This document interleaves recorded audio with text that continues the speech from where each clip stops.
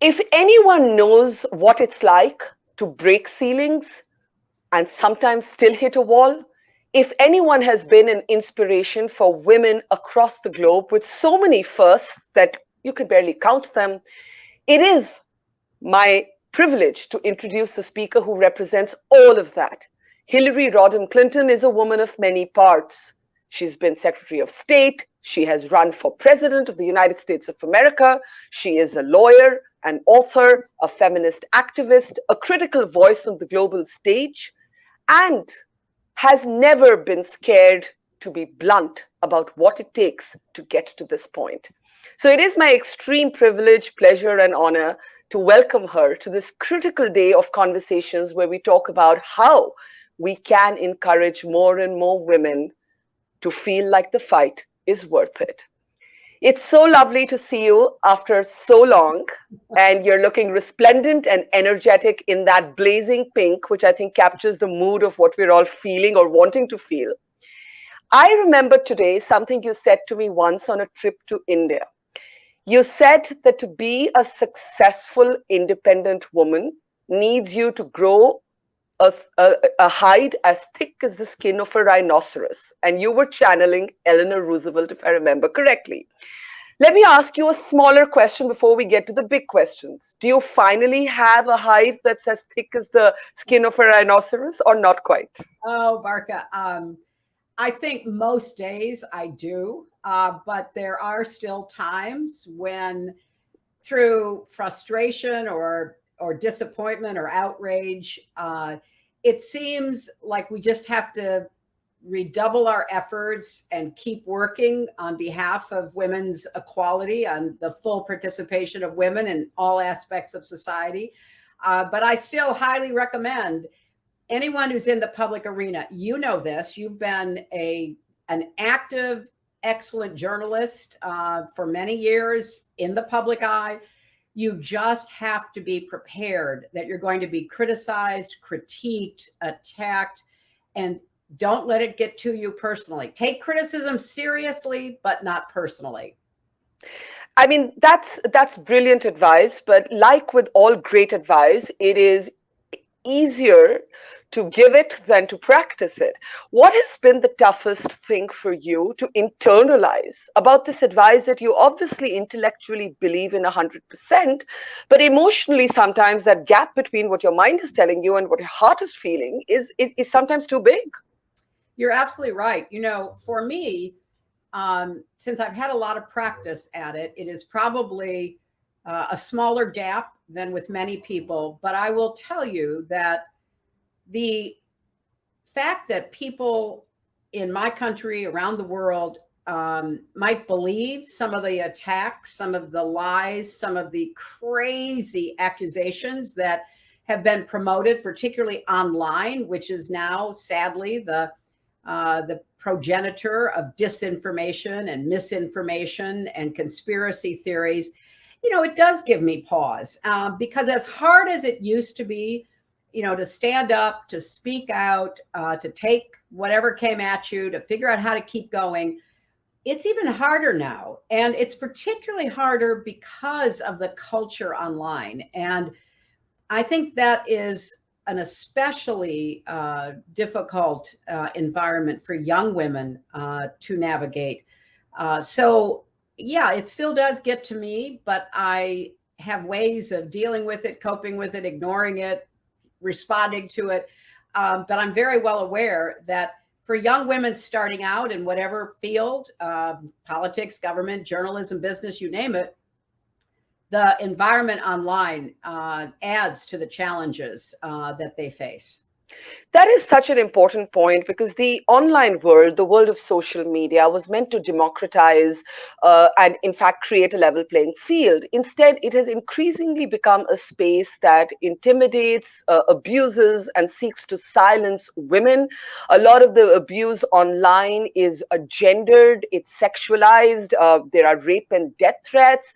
And I'm sure, even with your thick skin, you were staggered the first time you had to confront it.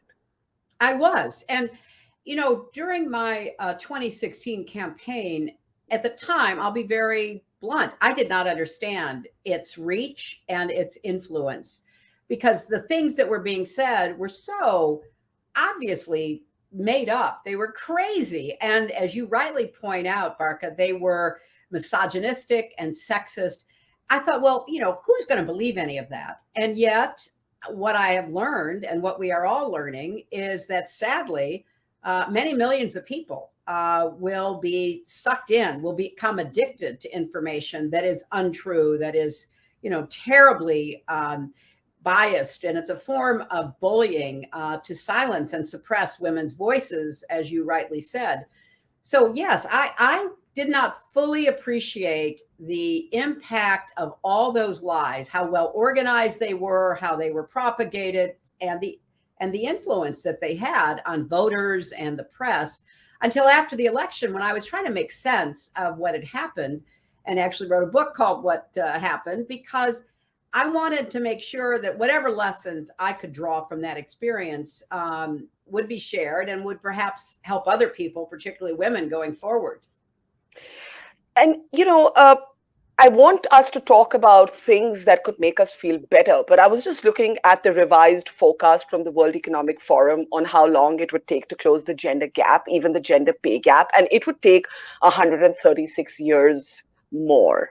Now, obviously, and as this day is called, we're not going to sit around waiting for this day to come and be held back by this sort of glacial pace of progress. As someone who has literally had to fight for every achievement in your life, what is that one sort of motto that's kept you strong that you would today want to share, in particular with younger women and with new female entrepreneurs? It's very simple. Keep going no matter what happens, because the difference between someone who is able to keep pursuing her dream, someone who can make a difference, not only in her own life, but the lives of others, is not that we get knocked down, not that we get insulted and attacked and demeaned, as is often the case. It's whether you get back up and you keep going.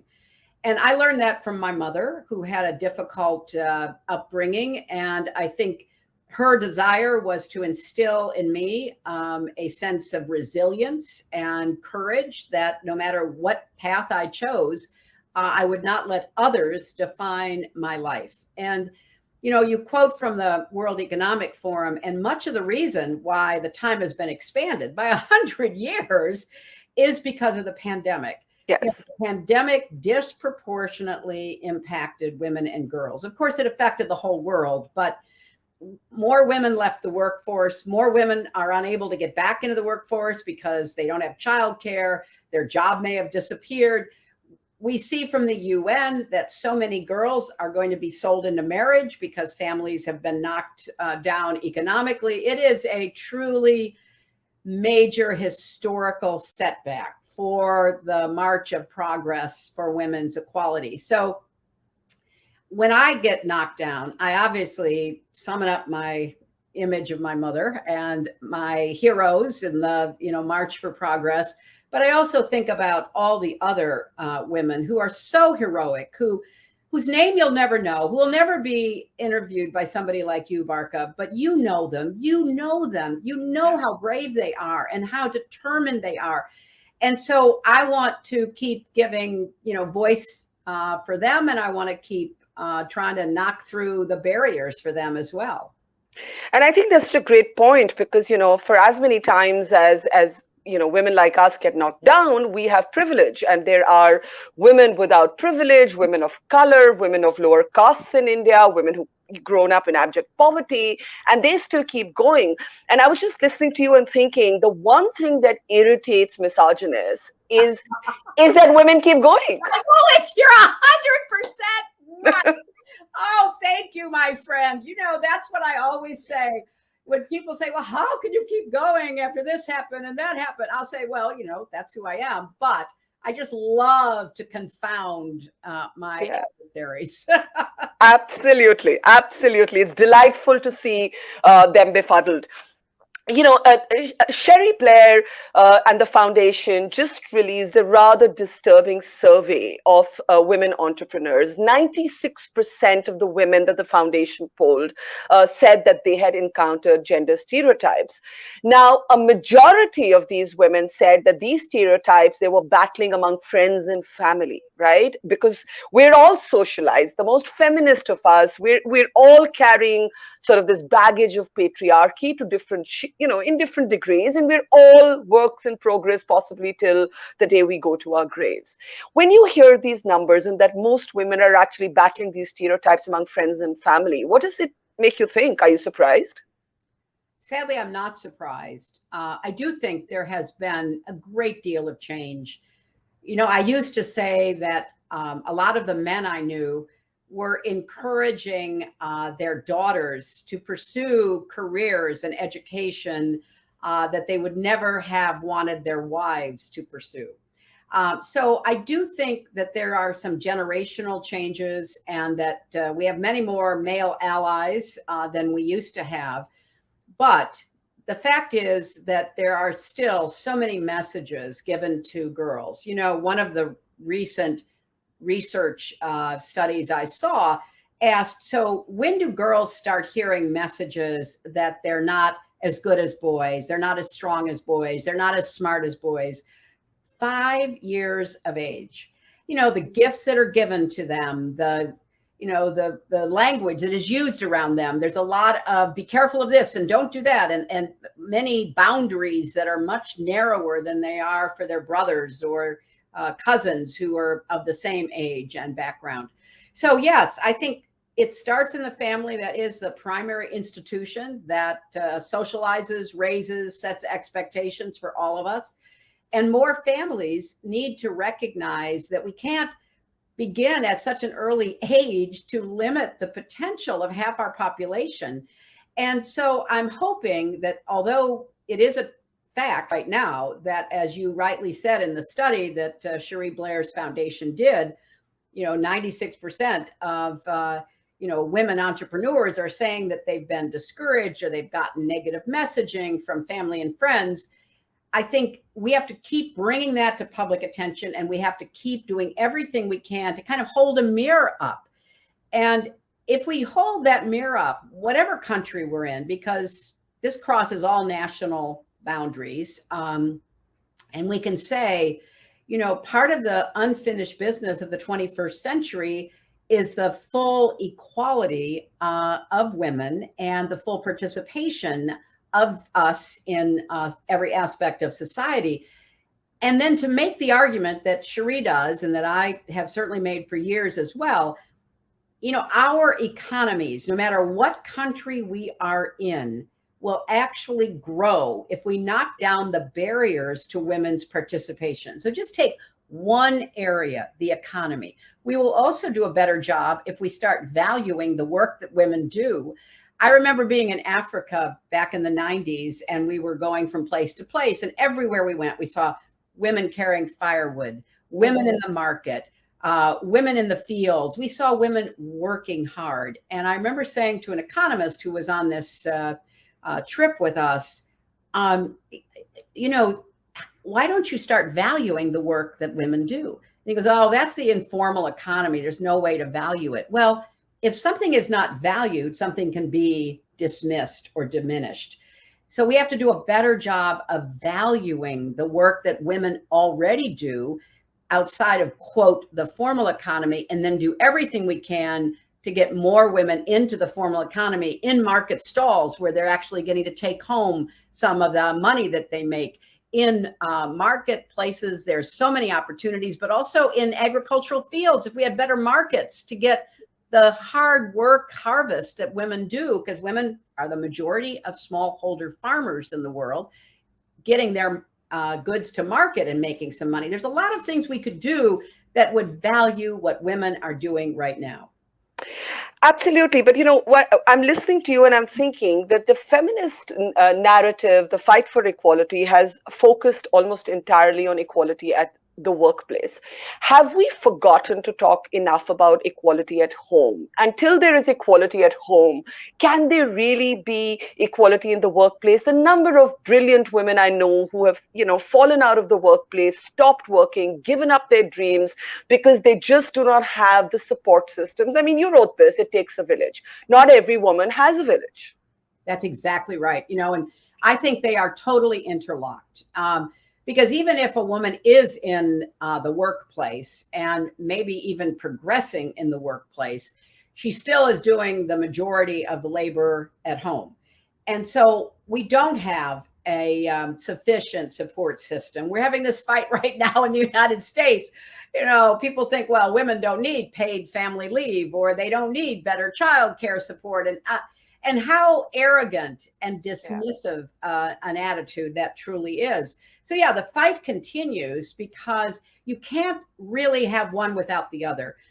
I know, as you do, so many women who are at the edge of their, their nervous system because they are working so hard in the home, so hard in the workplace. Something has to give. Yeah. The pandemic, sadly, pushed a lot of women out of the workplace because they just literally could not keep both going. So yeah, you're absolutely right. When we talk about women's lives, we have to take all the aspects of women's daily activities and obligations and look at those holistically. You are a parent to a daughter. And, how did you, and, I'm sure it still is present continuous, it's probably still happening. How did you balance a parental need to protect your child from hurt, but allowing her to find herself? Because I find that a lot of well-intentioned parents want to protect their daughters all the time, and therefore those daughters are never able to fully dream big.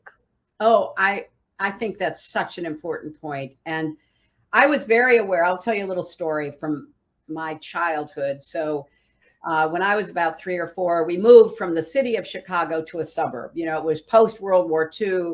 All of our fathers were World War II veterans returning home. And it was that kind of baby boom environment. So my father bought a house. We moved into it. And every day when I went out to play, I would be pushed down. I would be yelled at because the kids in the neighborhood, they had a pretty tight little band that they were part of. And I was this new kid. And, my mother would dress me up and put a bow in my hair. And I would go running back into the house crying every day, 4 weeks. And finally, one day, I go running back into the house and my mother meets me at the door. And she says to me, "There's no room for cowards in this house. Go back outside and stand up for yourself." I thought my world was over. I can remember it like it was yesterday because, wow. I mean, and my mother later told me she was hiding behind the drapes in the dining room, looking out the window, shaking, but she knew she had to make it clear to me, you got to stand up for yourself. You can't be living in that kind of fear. And so out I went. The kids were very surprised to see me. I did stand up for myself and we all became friends, but it was that kind of, real pressure that my mother understood was important. So I had to be brave and kind, not one or the other. I had to do well in school, but I also had to have fun. I mean, my father used to say, when you're in school, work hard. When you're at home, obey your parents, and when you're outside, have fun, and don't confuse the three.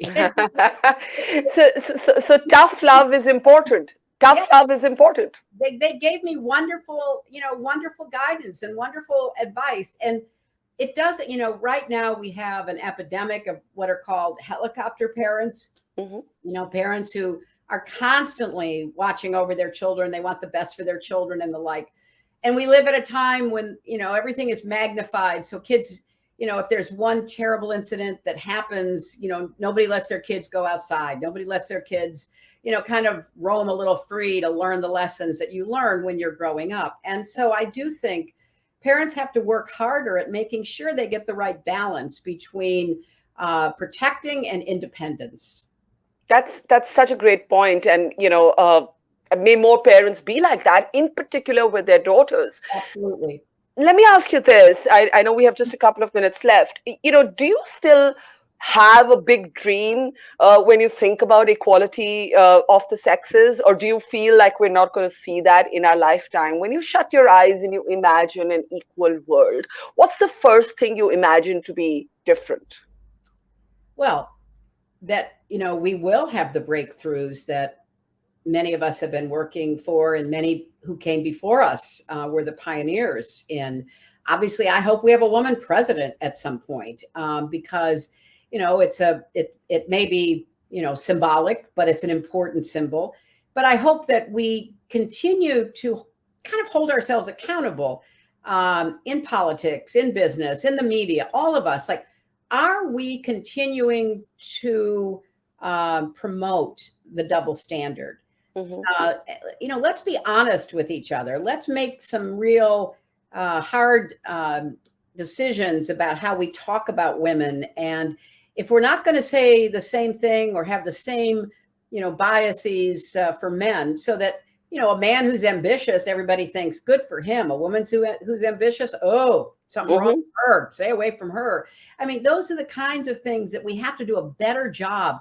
Because I like what you said about, yes, the workplace, critical, but so much of it starts in the home. And I would also say we have knocked down in much of the world many of the legal barriers, but the internal barriers, the mental, attitudinal barriers are still there. And so how do we tackle that? The implicit bias that still, unfortunately, is too prevalent. So I'm going to stay active in this as long as I can. I was, thrilled to deliver a speech at Oxford last week about, the first chair in women's history and the challenges that we still face, because I don't want this to get swept under the rug. I don't want, the online trolls to win. I don't want, all of the, attitudes about women to set us back and put limits on my granddaughter's life. I want my granddaughter and my two grandsons to go as far as their hard work and talent will take them. And I happen to be at Oxford right now, and I'm just delighted to hear about this chair, and congratulations and more power to you. One thing I haven't asked you is the relationship between women and money. Since we're talking about, women entrepreneurs, women, the one gendered sort of generalism that might be true is that women, we keep thinking our work will speak for itself, but it doesn't, right? We've got to go out and be unapologetically aggressive, even though we'll be called names for it. And yet we hesitate. Oh, you're so right. And I know in your career and my career, we've experienced that, haven't we? And Oh, absolutely. yeah, look, I think that when it comes to money, um, too many women are still reluctant to negotiate, to bargain, to try to set a high value on themselves, to demand equal treatment. We don't have equal pay. We don't have, the same pay for the kind of work that is done, in predominantly women's industries. Caretaking, which is critical to how we live and die in every society. They're not paid the way that they should be. So we have a lot of work to do on the economic side. And I think there are three big challenges. And I know that Cherie is, addressing these too. Number one, every barrier that exists to women becoming entrepreneurs, small business owners, getting the capital they need to grow their businesses, they have to be exposed to the harsh sunlight of transparency, and they have to be eliminated.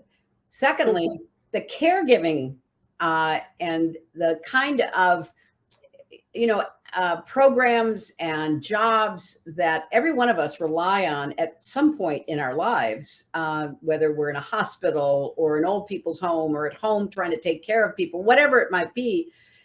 Why don't we value that work more? Well, the short answer is because women do it. And so we have to keep fighting to raise the pay, raise the benefits, raise the respect given to caretakers. And then finally, I want to just add by saying women have to support women, Barkha. Yeah. it's true that a lot of women are so focused on their own struggles that they don't have much mind space or time to think about somebody else's. And so the women who employ women in their homes, the women who employ women in their businesses, put yourself into their shoes. Think about what life is like for them. Try to be fairer, try to be more generous and supportive. You know, so many women who are working in domestic jobs, caretaking jobs, in the home, in facilities. They need to be given more respect by all of us. And that should start with us women giving respect to other women who are doing work that supports our lives and our opportunities. And I want to close by asking you if you had to take like one pledge, one promise to yourself and to the larger community of like minded women who have stars in their eyes and dream of reaching where Hillary Clinton did one day, what would that pledge be? That I will do everything I can to support and mentor younger women on their journeys so that they have the confidence, the resilience, the know-how to gain the experience that is needed to make their own marks. And I spent a lot of time speaking to groups, supporting them, individual, women and girls as well, because I think at this point in my life, that may be the highest and best use that I can offer to make sure that others go as far as their dreams will take them. Well, I can tell you this, that your entire journey, and especially the times you got knocked down and you got back and you kept going, it has been an inspiration to millions and millions of women all across the world, certainly to me. Hillary Rodham Clinton, it is always a pleasure to catch up with you. Thank you. It's been a delight. Thank you, Barkha. I look forward to seeing you in person next time. Absolutely. I'm going to look you up in New York and across the ether and do this in person the next time. Thanks and take care. Bye-bye. Bye. Bye-bye.